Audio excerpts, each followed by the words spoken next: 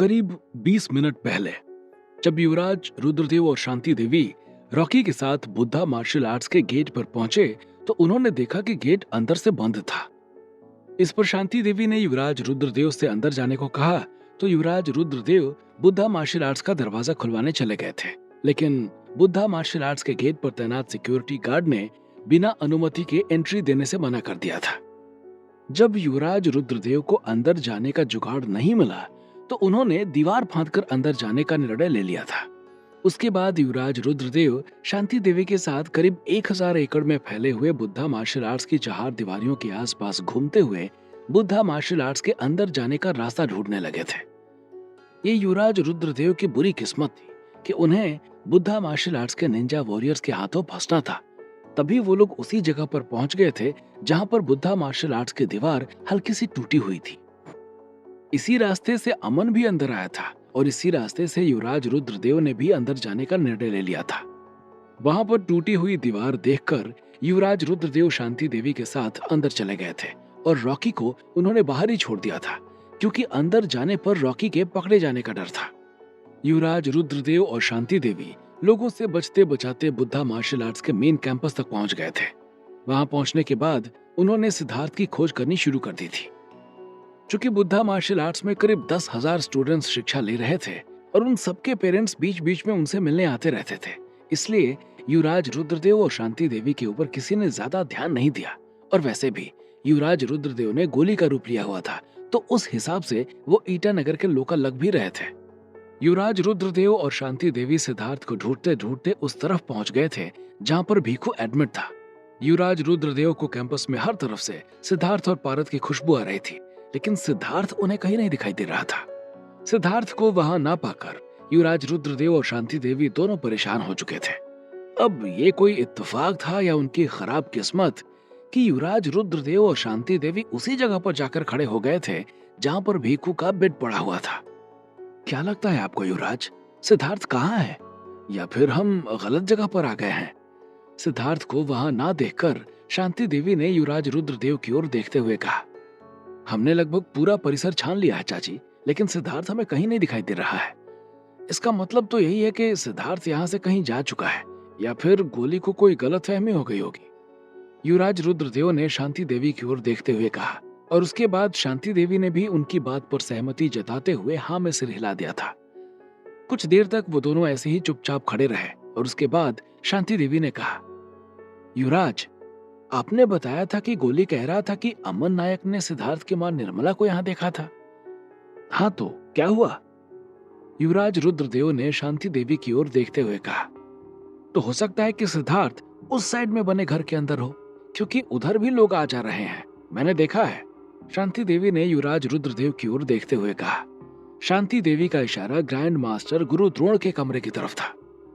हाँ, आप सही कह रही हो, हमें एक बार चलकर देखना चाहिए, युवराज रुद्रदेव ने शांति देवी से कहा और उसके बाद वो दोनों वहां से चले गए थे। जैसे ही वो दोनों वहां से निकले कि बिस्तर पर पड़े भीखू ने अपने फोन से गुरु द्रोण के कमरे में लगे हुए टेलीफोन का नंबर डायल कर दिया था और 2-3 बार बेल जाने के बाद गुरु द्रोण ने फोन उठा लिया था। हेलो, गुरु द्रोण की आवाज उधर से भीखू के कानों में सुनाई पड़ी। प्रणाम ग्रैंड मास्टर, मैं भीखू बोल रहा हूँ। भीखू ने हड़बड़ी के साथ ग्रैंड मास्टर को जवाब देते हुए कहा, हाँ भीखू, क्या हुआ? तुम इतने घबराए हुए क्यों लग रहे हो? गुरु द्रोण ने भीखू की बात सुनकर सवाल किया और उसके बाद भीखू ने अभी अभी युवराज और शांति देवी के बीच में हुई जो भी बात सुनी थी वो सारी बातें गुरु द्रोण को बता दी थी। जैसे ही गुरु द्रोण को पता चला कि सिद्धार्थ को ढूंढते हुए 2 घुसपैठिए अंदर आ गए हैं, उनके कान खड़े हो गए थे और उनके माथे पर पसीने की बूंदें छलक गई थी। ऐसा नहीं था कि गुरु द्रोण घुसपैठियों से डरते थे, उन्हें अगर फिक्र थी तो बस अपने एकेडमी में पढ़ने वाले बच्चों की, जिनकी जान को वो एक पल के लिए खतरे में नहीं डाल सकते थे। चूंकि गुरु द्रोण को ये बात पता था कि सिद्धार्थ के कितने दुश्मन हैं और उसकी पहुंच कितनी ऊपर तक है, इसलिए अपने एकेडमी के ऊपर आने वाले खतरे के बारे में सोचकर गुरु द्रोण घबरा गए थे। मुझे ये बात पहले से पता थी कि ऐसा ही होगा, इसलिए मैंने सिद्धार्थ को यहाँ नहीं रहने दिया था, गुरु द्रोण ने अपने आप से कहा और उसके बाद वहां रखी हुई एक बेल को 3 बार बजा दिया था। ये बेल एकेडमी पर आ चुके खतरे के बारे में सबको आगाह करने के लिए थी। जैसे ही उन्होंने ये बेल बजाई कि इसके बारे में जिन जिन को जानकारी थी, वो सब लोग भागकर गुरु द्रोण के कमरे में पहुंच गए थे। क्या आदेश है ग्रैंड मास्टर? उनमें से एक ने सवाल किया। निंजास को बुलाओ, यहाँ 2 घुसपैठिए हैं, पकड़ में आए तो ठीक वरना मार दो। ग्रैंड मास्टर ने युवराज रुद्रदेव और शांति देवी का डेथ वारंट जारी करते हुए कहा और गुरु द्रोण के आदेश पर तुरंत ही 2 लोग भागते हुए निंजास को सूचना देने चले गए थे। इधर गुरु द्रोण युवराज रुद्रदेव और शांति देवी का डेथ वारंट जारी कर रहे थे और उधर इन सब से अनजान वो दोनों लोग कैंपस में सिद्धार्थ को ढूंढ रहे थे और सिद्धार्थ को ढूंढते ढूंढते वो दोनों बीरेन शर्मा के कमरे में पहुंच गए थे।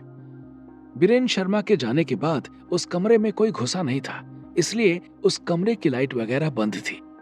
युवराज रुद्रदेव ने अंदर घुसने के बाद जैसे ही लाइट्स ऑन की कि अपने सामने का नजारा देखकर उनके होश उड़ गए थे। राज्य रक्षक आदित्य? युवराज रुद्रदेव ने बीरेन शर्मा के बेटे आदित्य की ओर देखते हुए कहा और उसके बाद उनका मुंह खुला का खुला रह गया था। क्या हुआ युवराज? युवराज रुद्रदेव को सकते में देखकर शांति देवी ने कहा, ये तो इंद्रनगर के राज्य रक्षक आदित्य की तस्वीर है। ये यहाँ कैसे आ सकती है?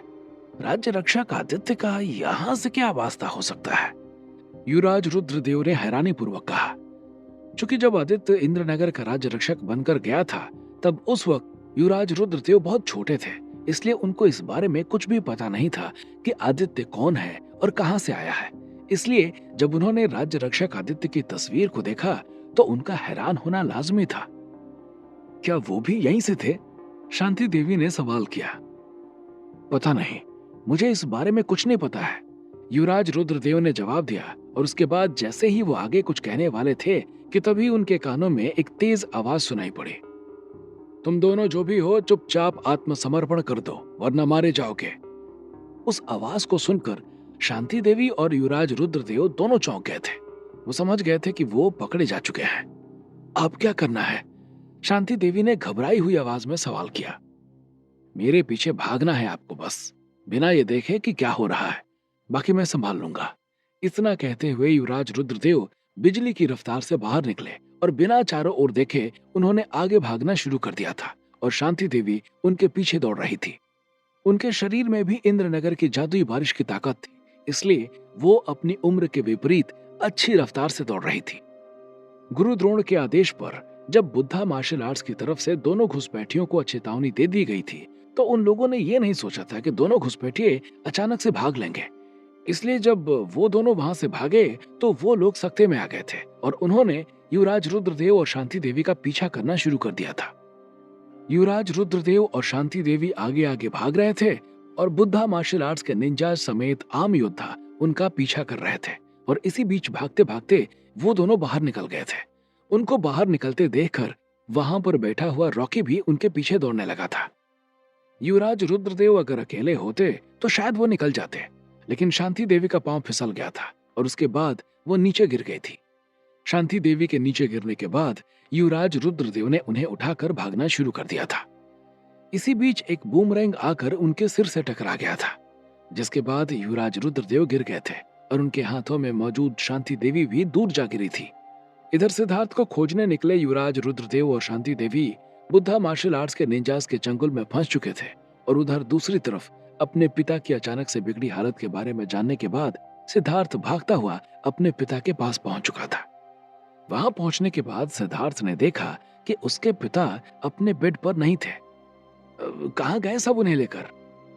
सिद्धार्थ ने वार्ड बॉय की तरफ देखकर पूछा। उनकी आवाज में घबराहट सुनाई दे रही थी। शायद आईसीयू में लेकर गए होंगे, वार्ड बॉय ने जवाब दिया और उसके बाद सब लोग भागते हुए आईसीयू की तरफ पहुंच गए थे। आईसीयू के पास पहुंचने के बाद सिद्धार्थ ने देखा कि उसकी मां बाहर सिर पर हाथ रखे रो रही थी और गुरबचन और वीरेन शर्मा दोनों उन्हीं के पास मायूस चेहरे के साथ खड़े हुए थे। अपने मां को रोते देखकर और वीरेन शर्मा और गुरबचन को मायूस देखकर सिद्धार्थ के पैरों तले जमीन खिसक गई थी। उसे किसी अनहोनी की आशंका हो गई थी और जब वो भागते हुए उनके पास पहुंचा तो देखा उसके पिता अंदर आईसीयू में लेटे हुए हैं और उनको बहुत लंबी लंबी सांसें आ रही थी। डॉक्टर उनकी सांस को स्टेबल करने की पूरी कोशिश कर रहे थे, लेकिन उनकी सांस को वो स्टेबल नहीं कर पा रहे थे। अपने पिता की ऐसी हालत देखकर सिद्धार्थ की आंखों में आंसू आ गए थे। वो रुक्मणी की तरफ घूमा और रोते हुए बोला, प्लीज रुक्मणी, मेरे पिताजी को बचा लो। अगर उन्हें कुछ हो गया तो मेरी माँ मर जाएगी और अपनी माँ के बगैर मैं मर जाऊंगा। सिद्धार्थ अपने पिता को लेकर बहुत इमोशनल था, इसलिए जब वो अपने पिता को ऐसी कंडीशन में देखता तो उसकी भावनाएं फूटकर बाहर आ जाती थी। हाँ, मैं देखती हूँ। रुक्मिणी ने सिद्धार्थ की बात सुनने के बाद उसे जवाब देते हुए कहा और उसके बाद वो आईसीयू में जाने के लिए रेडी होने चली गई थी। कुछ देर के बाद रुक्मिणी आईसीयू के अंदर पहुंच गई थी और महेश के इलाज में लगे डॉक्टर से बात करने लगी थी। सिद्धार्थ बाहर से उनको बात करते हुए देख रहा था और जैसे जैसे बात करते हुए रुक्मिणी के चेहरे की भाव भंगिमाएं बदल रही थी, वैसे वैसे सिद्धार्थ के चेहरे का रंग भी बदल रहा था। न जाने क्यों सिद्धार्थ को इस बात का एहसास हो चला था कि हो न हो उसके पिता की जान खतरे में आ चुकी है। इधर सिद्धार्थ अपने पिता की जान बचाने के लिए भगवान से प्रार्थना कर रहा था। दूसरी तरफ युवराज रुद्रदेव और शांति देवी जो सिद्धार्थ को ढूंढने बुद्धा मार्शल आर्ट्स में गए थे, वो बुद्धा मार्शल आर्ट्स के निंजास के चपेट में आ चुके थे। और तीसरी तरफ उनसे न जाने कितने प्रकाश वर्ष दूर एक और घटना घट रही थी, जिसका सीधा संबंध युवराज रुद्रदेव और सिद्धार्थ से था और उस घटना का असर इन दोनों के जीवन पर डायरेक्ट होने वाला था। आवृत को लेकर पृथ्वी की तरफ रवाना हो चुका कालनेमी देवयानी आकाश गंगा को पार करके मंदाकिनी आकाश गंगा, जिसके एक सोलर सिस्टम में पृथ्वी स्थित थी, प्रवेश कर चुका था और कई हजार किलोमीटर की रफ्तार से आगे बढ़ रहा था। जैसे जैसे कालनेमी आवृत को लेकर आगे बढ़ रहा था, वैसे वैसे वो रास्ते में पड़ने वाले ग्रहों और उपग्रहों से ऊर्जा खींच रहा था और इससे उसकी ताकत कई गुना बढ़ती जा रही थी। कुल मिलाकर अभी कालनेमी जिस हिसाब से अपने आप को ताकतवर बना रहा था, उस हिसाब से वो सिर्फ युवराज रुद्रदेव और सिद्धार्थ के लिए ही नहीं, बल्कि संपूर्ण पृथ्वी के लिए खतरा बनकर उभर सकता था। और इन सब से अनजान सिद्धार्थ कि उसे कितने बड़े दुश्मन का सामना करना है, अपनी पर्सनल प्रॉब्लम को सॉल्व करने में लगा हुआ था। आखिर सिद्धार्थ कालनेमी और आवृत का सामना कैसे करने वाला था, इसका खुलासा होना अभी बाकी था। आखिर क्या होने वाला था अब सिद्धार्थ की जिंदगी में आगे? क्या है उसके पिता की तबीयत के अचानक से बिगड़ने की वजह? क्या इसका आवृत से है कोई संबंध? और कैसे छुड़ाएंगे युवराज रुद्रदेव अपने आप को बुद्धा मार्शल आर्ट्स के निंजास के चंगुल से? क्या होंगे इन सभी सवालों के जवाब? हमें कमेंट करके जरूर बताएं और आगे की कहानी जानने के लिए सुनते रहिए भूमिपुत्र सिर्फ पॉकेट एफएम पर।